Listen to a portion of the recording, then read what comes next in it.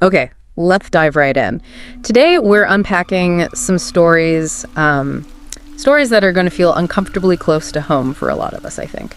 We're looking at these real-life accounts from our sources, where the tech we use every single day, our phones, laptops, it ends up in the wrong hands. And that digital breach, it leads directly to a physical threat, an actual intrusion. Mm-hmm. And the source material for this, it's drawn from these, frankly, incredibly unsettling true stories people have shared online.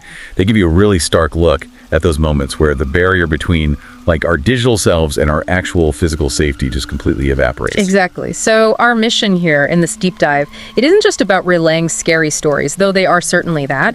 It's more about extracting the core insights, understanding the, surprising ways our most personal data can be turned against us, how easily that digital space can be violated, and the kind of chilling psychological impact when that violation bleeds into the real world. Right. It's a heavy topic, yeah. But really important to understand, I think.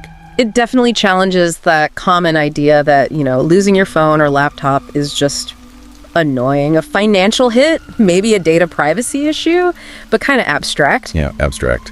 These stories show it can be much, much more immediate and dangerous. So let's get into it. We're going to walk through 3 different accounts from the sources, pulling out those key details that really show this unsettling connection. Okay, first story. This one takes us over to Paris. The narrator, he's on vacation, but also doing some remote work, sitting in a hotel lounge with his laptop, steps away for just a moment. Yeah. Gets a coffee, comes back. And it's gone. Laptop's gone. That initial feeling you imagine is just annoyance, right? Yeah. Frustration, maybe kicking yourself a bit for leaving it. But as the source details, that pretty quickly spirals into, genuine panic. He starts thinking about what was on the laptop. Yeah. We're talking home address, phone numbers, personal pictures, saved passwords, financial info. Basically his entire digital life right there. Right. It's not just, a piece of tech. It's a vault of his personal information. He reports it. But the hotel, they're not much help. No cameras in the lounge, manager isn't in. Classic. He tries to just switch off, turn off phone notifications, try and salvage the evening somehow. But later, he checks his phone and something is immediately wrong.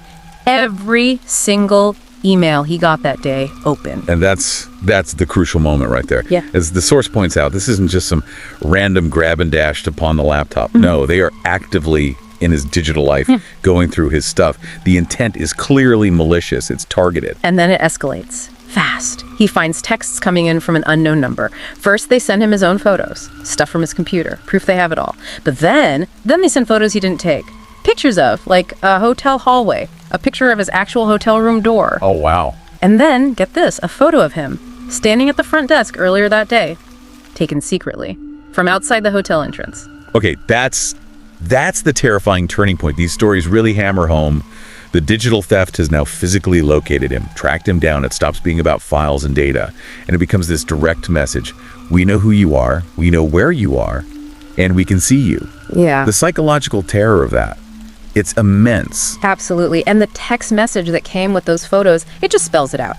I have all of your info, including your address and your current hotel room. Right. The demand. Pay $1,000 in Bitcoin, or else.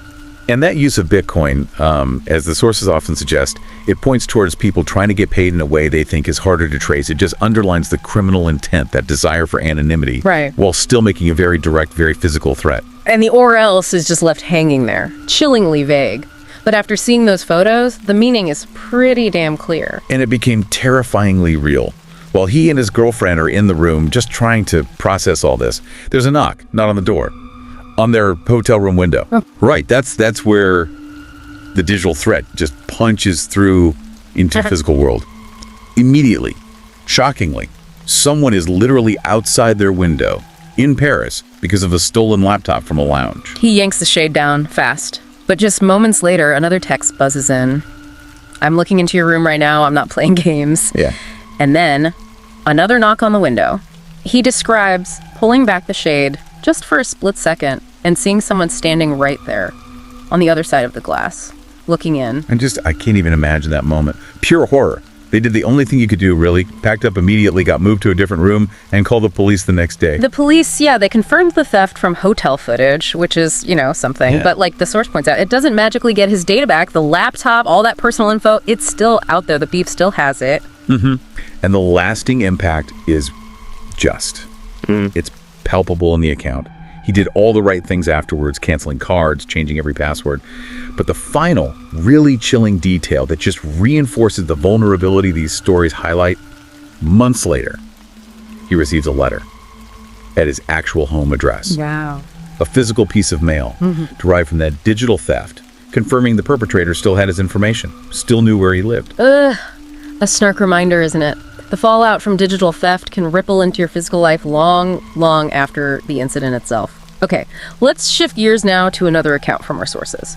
This one hits even closer to home for the person involved. Literally, it involves a lost phone and a truly terrifying discovery back at the house. Yeah, the story focuses on a friend named Ashley in the account who simply lost her phone. Like anyone would, right? They tried texting it, hoping somebody decent found it, but the replies they started getting back were immediately cryptic things like just "good luck." Right, which, as the source notes, instantly tells you this isn't some helpful person who found a phone. There's malice there now connected to that device, and a really critical insight from this account is what wasn't set up on the phone. Yes. No password, and crucially, no Find My iPhone enabled. And those two things. Yeah. They severely limited what they could do, couldn't track it, couldn't easily lock it down, which, as you'll see, became terrifyingly relevant very quickly. It really did, because when they got back to Ashley's house later, they noticed things were wrong straight away. A light was on upstairs, the garage door open, and her parents weren't supposed to be home. Yeah, instant red flags everywhere. They go into the house cautiously. Ashley calls out, "Nothing." Just silence. Yeah. And then the quiet sound of a door shutting softly upstairs. Oh, that silence after a sound like that. It's chilling. The realization just dawns on them. Someone is inside the house. And then Ashley remembers something terrifying. A crucial detail. Her home address and the garage door code were saved as notes on that lost phone. Right, making that direct link. The lost phone isn't just lost anymore, it's potentially the key the intruder used to get inside her house.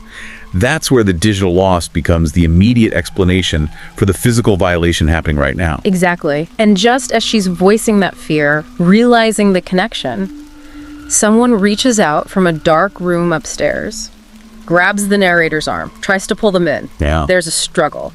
They manage to break free, slam the door shut on the person's arm, hear this grunt from the other side. That physical confrontation inside your own home, triggered by a lost phone with poor security, it just underscores the brutal reality of this digital physical crossover we're talking about. Yeah. They got out, thankfully, ran to the car, called the police, waited outside. And while they're waiting out there watching their own house from the street, another incredibly unnerving moment happens. An upstairs light flicks on, and someone stands silhouetted in the window, just watching them from inside the house, before the light flicks off again. Just a terrifying display of control, isn't it? And observation by the intruder, who's now literally looking out at them from inside their compromised personal space. The violation feels total at that point. The police arrived, did a thorough search, confirmed the house was empty, safe. But again, that limitation came up.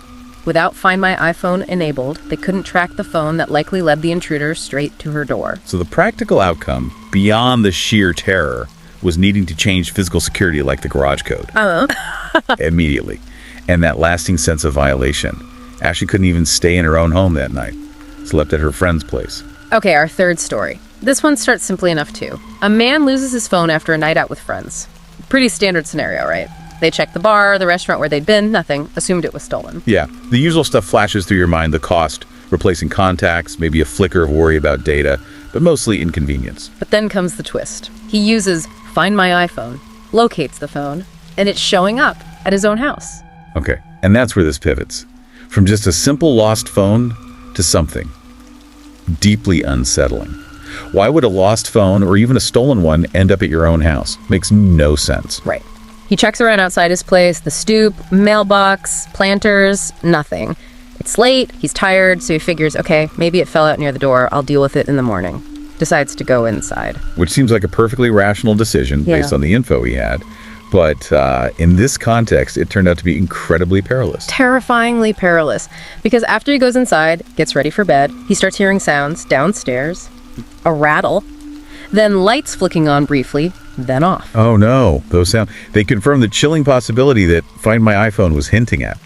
The phone wasn't just lost near his house, it was potentially brought into his house by someone else. He creeps downstairs to check, sees a light flick on and off from his sunroom, and then he sees them. Two figures. standing in the darkness, inside the sunroom. Intruders. Visual confirmation. His most private, supposedly secure space, his home, has been breached. And it seems like his own phone led them there. He does the right thing immediately, calls 911. The operator tells him, hide in a closet, stay on the line, wait for police. God, the sheer terror of that wait, hiding. Hearing footsteps coming up the stairs, hearing doors opening down the hall. Yeah. His bedroom door. And then, the source describes this horrifying moment, hearing the closet door handle turn. The door actually opening while he's hiding inside. Balled up, trying not to breathe, inches away. The door opens, then closes. I can't. Relief only comes when he hears police voices downstairs. They found the entry point, the sunroom door had been forced, exactly where he saw the figures. The intruders, thankfully, were gone by the time the police got through the house. Police took all the details, standard procedure, marked the phone as lost for the report. But the truly bizarre ending to this one. The next day, he found his phone, just sitting there, left on his kitchen counter. Left behind. Yeah. The speculation in the source is that maybe they ditched it inside deliberately to avoid being tracked further by the very Find My iPhone feature that ironically might have guided them there in the first place. That's a chilling thought, isn't it? The tool that connected him to his device also connected the intruder to his home. And then it was just discarded, left behind like a calling card. Yeah. Adds another layer to the violation somehow. The instrument of the intrusion just lurked there in the aftermath. So, okay. We've walked through these three pretty harrowing accounts. Looking back across them now, what are the big patterns? What are the main insights that really jump out when you look at them together? Well, what's truly striking, I think, across all three is that direct causal link you mentioned right at the start. This isn't abstract data privacy anymore. It's digital vulnerability. A lost phone, a stolen laptop leading directly, concretely to physical threats, to physical presence, to the invasion of the most personal physical spaces imaginable. A hotel room, a friend's house, your own home. It's the information on the device being used almost like a roadmap, isn't it? Or a tool for physical access. Or just intimidation. Precisely. Yeah. And the psychological impact, it's clearly immense, and it's enduring. That feeling of being targeted, being watched, having your private digital life kind of leveraged to violate your physical security, that lingering sense of unease, even after the immediate danger is over. That's a really consistent theme in these accounts. We also see that sort of double-edged sword with tech features like Find My iPhone. In two stories, it played a role, right? In one, it showed the thief's general location, kind of uselessly after the fact. In the other, it terrifyingly showed the phone was inside the victim's house. Yeah. But then in Ashley's story, the lack of it, the fact it wasn't enabled, severely hampered any chance of tracking. Yeah, it really highlights that these are just tools, right? And their effectiveness depends on the tech itself, sure, but also on user action or inaction, like actually enabling the security features available. It underscores how even seemingly small security lapses, like no passcode, can potentially open the door to truly horrifying possibilities. And these accounts, they really force you to analyze the unexpected ways personal information can be exploited. It goes way beyond just, simple financial theft. Right. Your address, but also saved locations, photos of you, knowing your routines, knowing the layout from pictures, knowing maybe the code to get in. Exactly. That's incredibly sensitive information that can empower malicious actors in ways we might not usually consider. Terrifying ways. It forces you to rethink what securing your device actually means, doesn't it? It really does. It's not just about protecting your bank account login anymore.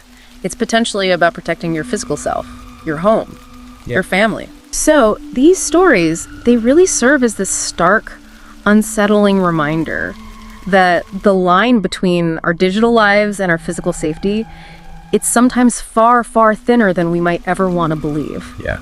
Makes you think, doesn't it? Yeah. Think about the data you carry around in your devices right now, listening to this. Your home address, probably mapped, photos, saved locations, maybe notes with sensitive details, information about your routine. What could its exposure actually mean if it fell into the wrong hands? It's a sobering thought. It really is. And maybe that's the final thought to leave you with. In a world where our phones and computers hold the keys to so much of our lives, are we ever truly, completely secure? And maybe more importantly, what does it mean to live with that potential, that knowledge that digital threats can, and sometimes do, become terrifyingly real-world ones?